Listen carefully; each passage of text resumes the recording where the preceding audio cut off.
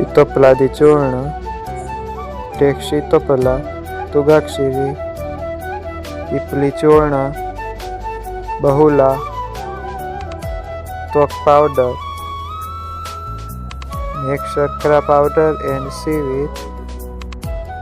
Mix pipli, bahula and twak powder well using khalva yantra. Add tugaksiri in it. Then add shakra powder. Mix all the ingredients. Taste churna. Finally, churna is ready.